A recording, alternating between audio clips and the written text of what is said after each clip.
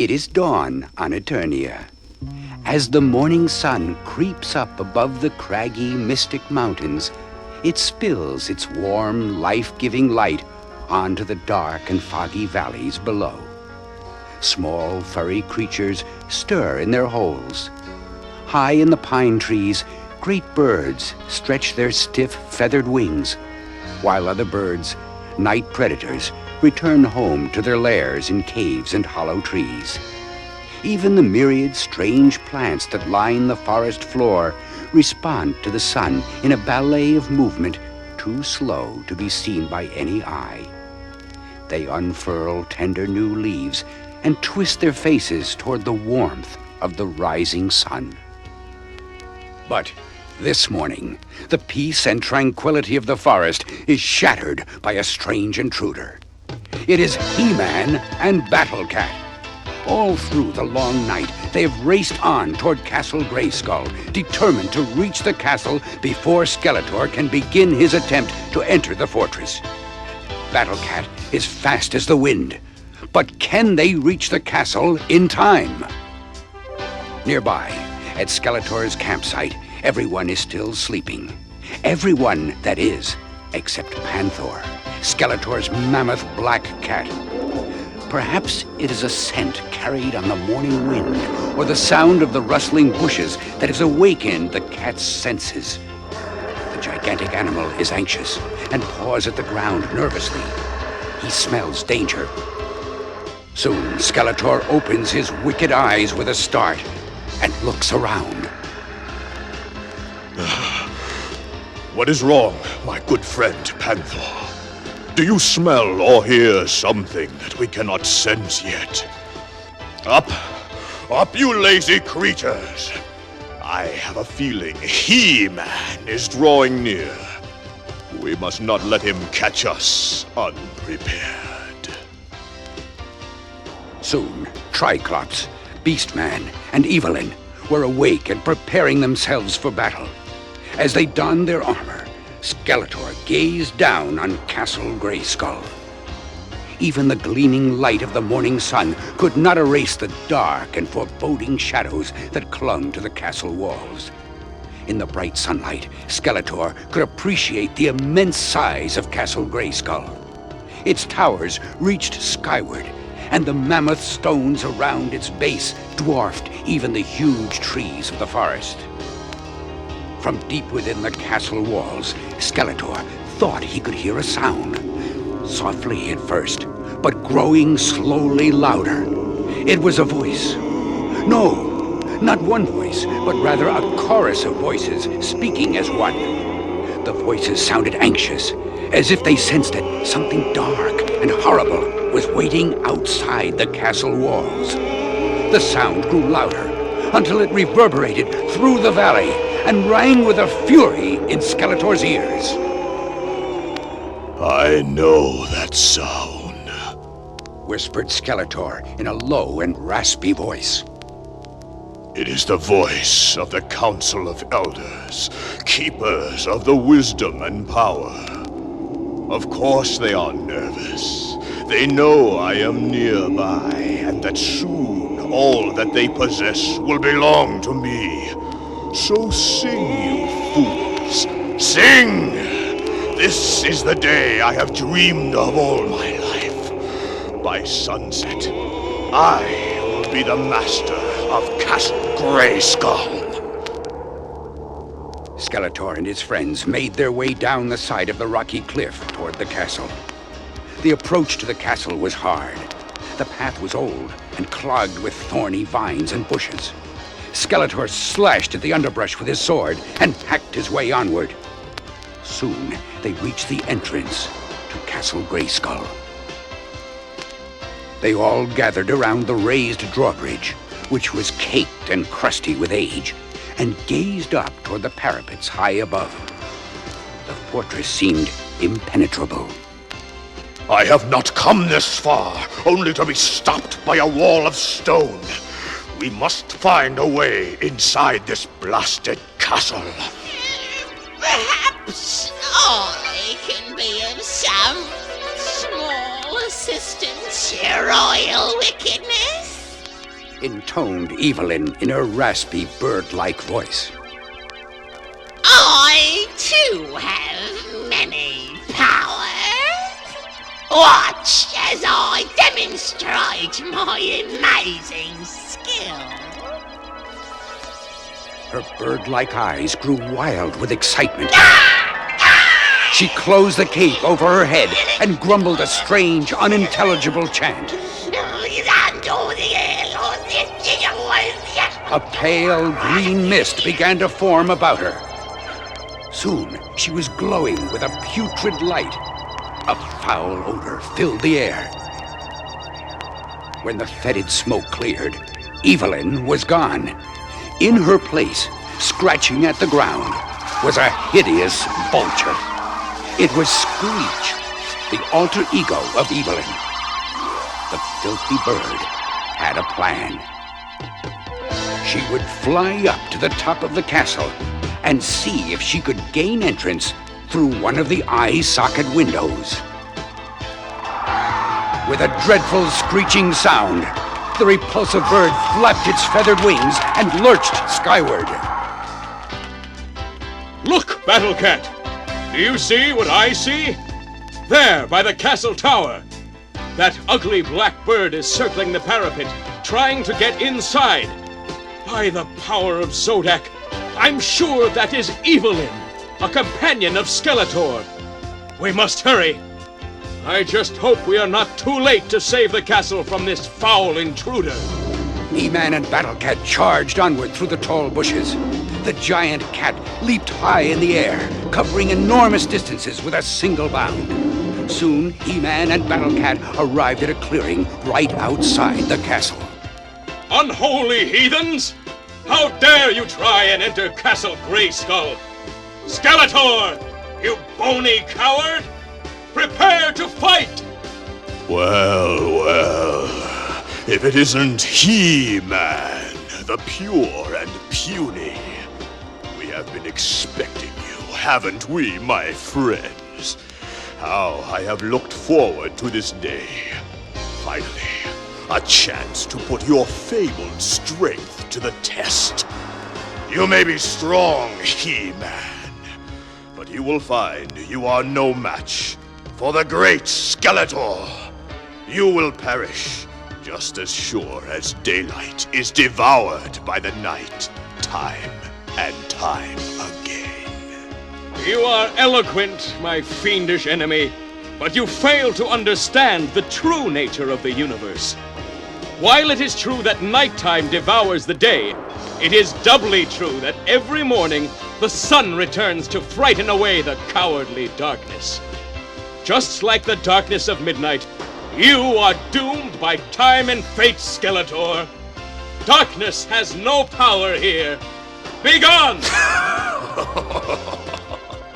We shall soon see who has the power in the universe. Enough talking. I grow impatient with your idle words.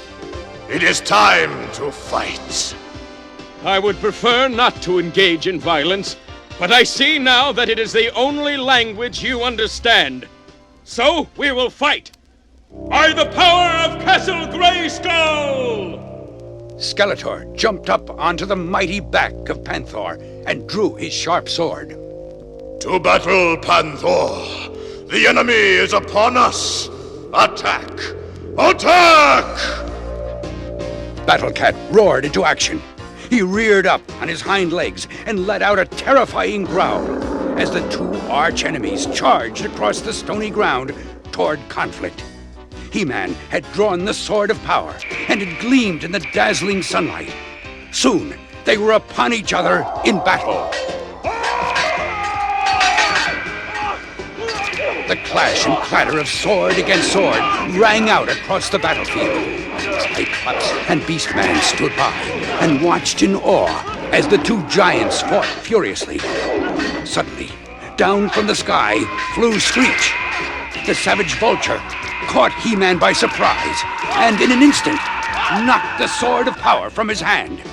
In a split second, He-Man was struck with a bolt of energy from the sword of Skeletor, and he crashed to the ground. in a cloud of dust. So, light always triumphs over darkness, does it? We shall soon see about that. You are defeated, He-Man. You are powerless without that sword.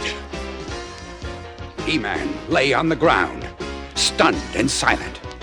Could this really be happening? Could he actually lose the battle to Skeletor? Then he heard the sound, softly at first, like a ringing in his ears. Whispering voices. But what were they saying? Vortex. Vortex. Vortex.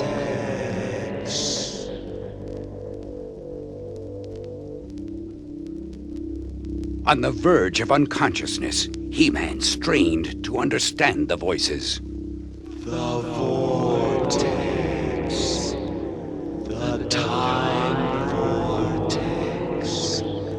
Right beside the castle wall. You cannot see it, but it is there. Believe us. Believe us.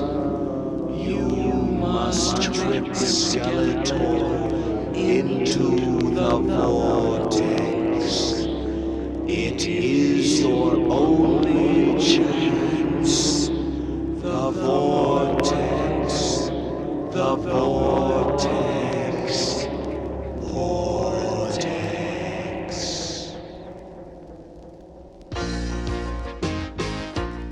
He-Man staggered to his feet.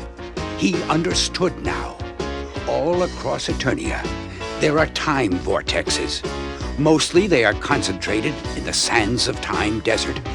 But here and there, all over the planet, there are these strange vacuums of empty space. Like tunnels through time, they lead back far into Eternia's history.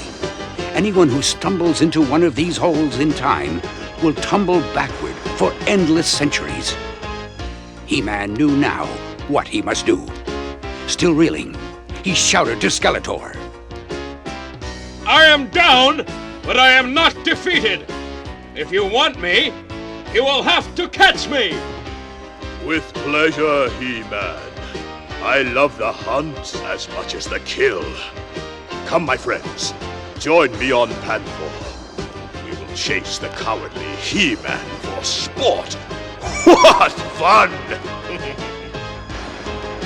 Beastman, Triclops, and the vulture Evelyn boarded Panther, and the monstrous cat charged after He-Man. He-Man darted back and forth, leaping high onto rocks and behind thick bushes. He was amazingly agile of foot, and soon Panther was dizzy from the constant turning and spinning. Again, He-Man heard the voices. Over here. Trick him over here into the vortex. But be careful. The vortex will capture you too if you misjudge the distance. Be brave. Be brave. The entire planet is counting on your skill.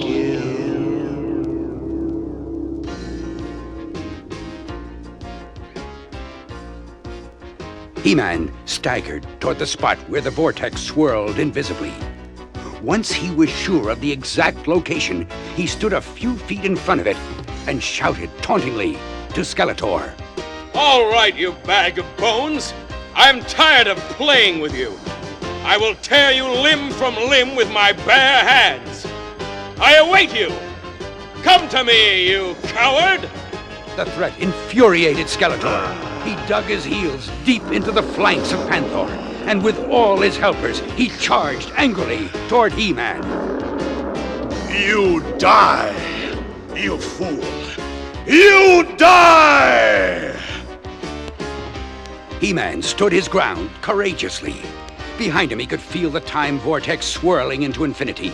One false move, and he would tumble backward into the past, and Skeletor would conquer all of Eternia. The mammoth black cat was almost upon him now. He could see the wild glow in Skeletor's eyes. Then, as quickly as a fox, he jumped to one side. Skeletor and his minions were unable to stop or turn. They crashed headfirst into the vortex. By all the devils, what is happening? He-Man looked on in wonder as right before his eyes, Skeletor, Panther, Evelyn, Triclops, and Beastman began to sparkle in the sunlight.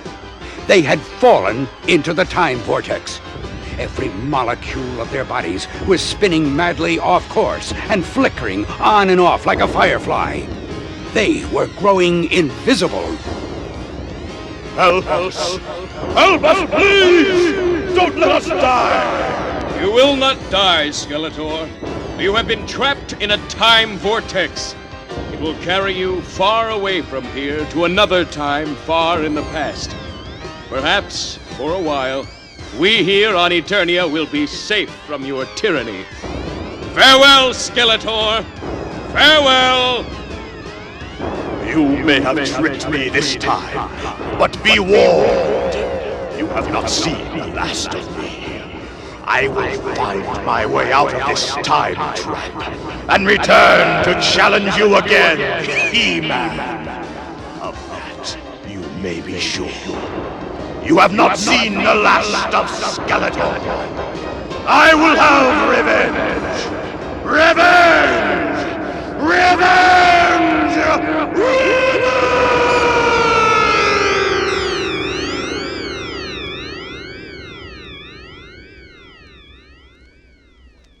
The voice of Skeletor faded away to nothing, and then he was gone, lost in the swirling infinity of time. But He-Man knew better than to count his enemy out. If anyone could find his way back from the depths of history, it was the evil Skeletor. And if it wasn't Skeletor, it would be yet another foe. For there is always some selfish soul ready to take up the low road of tyranny. He-Man knew at that moment that the battle would never be truly over. In his heart, he knew that he would struggle all his life against the cowards and bullies who mistake gentleness and concern for weakness and fear. But if there were battles to be fought, he could think of no better cause. It was as old as time itself. All across the infinite universe, thousands of brave men and women were carrying on the struggle against tyranny. He was but one lone soldier in an army of heroes. Together, they were truly masters of the universe. We are the masters of the universe. We are the masters of the universe. The universe. The universe. Lost in space. Lost in time. With our minds